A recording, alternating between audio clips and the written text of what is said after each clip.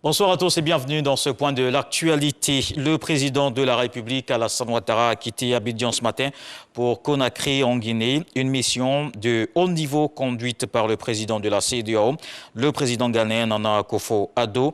C'est dans le cadre de la mise en œuvre des décisions de la session extraordinaire de la communauté économique des États de l'Afrique de l'Ouest sur la situation politique en Guinée. La conférence des chefs d'État et de gouvernement s'est réunie hier à Accra, au Ghana. Le chef de l'État regagne Abidjan aujourd'hui même. Puis la lutte contre le racket s'intensifie. 43 policiers et gendarmes seront jugés lors de la prochaine rentrée judiciaire. Ils sont arrêtés dans le cadre de l'opération L'État vous voit, menée par le ministre de la promotion de la bonne gouvernance, Epiphane Zoro, et le commissaire du gouvernement ont fait l'annonce ce vendredi. C'est un reportage de Dangui Dangui. Projection d'images de caméras cachées montrant des actes de racket d'agents de force de l'ordre. 43 policiers et gendarmes sont ainsi dans les filets de cette opération dénommée « L'État vous voit ». Opération menée par le ministère de la promotion de la bonne gouvernance et de la lutte contre la corruption qui vise à restaurer l'intégrité et l'honneur des forces de l'ordre.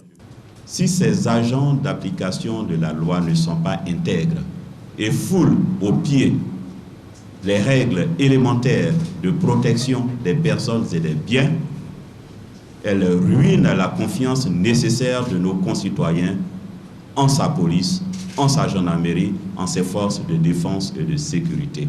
Le commissaire du gouvernement illustre les enjeux de l'opération « L'État vous voit » avec cette histoire vraie. Il s'agit d'un infirmier qui était poursuivi pour concussion. C'est-à-dire que c'est un élément qui prenait l'argent beaucoup plus qu'il ne le fallait. Alors, l'élément des forces de l'ordre qui devait se rendre au CHU de Treichville s'est arrêté devant la cité administrative pour faire barrage, lui seul. Il prenait de l'argent, des 500 000 francs, etc. Et un monsieur est arrivé devant lui et ils ont discuté et lui a pris 1000 francs. Il est parti. Lorsqu'il a fini, lorsqu'il a senti qu'il a eu un peu d'argent, il est reparti pour accomplir sa mission. Lorsqu'il arrive, il tape la porte et qu'il voit l'infirmier, alors stupéfaction. C'est le monsieur qui venait de racketter tout à l'heure au moment où il faisait son barrage. Qu'est-ce qu'il a fait d'après vous? Il copine avec lui en disant « Comment ça va mon frère ?» Alors il les a fait « Bon, ben, je suis venu juste vous dire bonjour, hein, je retourne. » Il est retourné sans servir la commission rogatoire, sans servir le mandat à ce monsieur. Les lanceurs d'alerte invités à s'impliquer davantage dans cette campagne de lutte contre la corruption, même si le système pour leur protection est encore au stade de projet. Nous aurons un atelier ici à Abidjan d'élaboration d'un projet de loi sur la protection des lanceurs d'alerte. 326 plaintes contre le racket ont été enregistrées en 10 ans, selon le commissaire du gouvernement qui invite les populations à participer à la lutte contre la corruption, notamment contre le racket, en développant la culture de la plainte.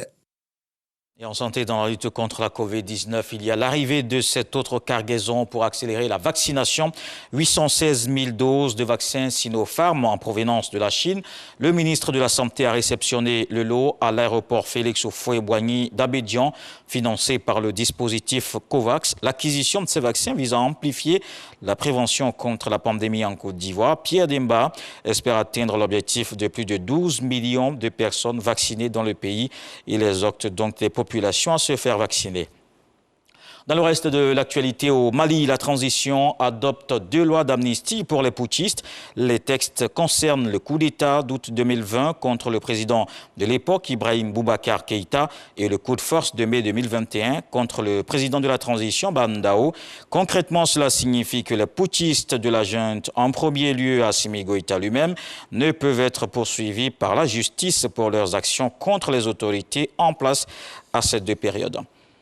Et puis en Russie, pour terminer, le scrutin pour les législatives a débuté hier jeudi soir dans l'extrême est du pays et se prolonge jusqu'au dimanche 19 septembre. Un renouvellement de la Douma. La popularité du parti au pouvoir n'a jamais été aussi basse, avec moins de 30% d'opinion favorable. Selon l'opposition, il y a des pressions pour voter dans certaines entreprises et l'absence d'accès libre aux caméras dans les bureaux de vote. La Russie, pour un motif de Covid-19, a souhaité une délégation réduite d'observateurs de l'Organisation pour la sécurité et la coopération en Europe. Voilà pour le flash d'information. Je vous donne rendez-vous à 20 h pour la grande édition.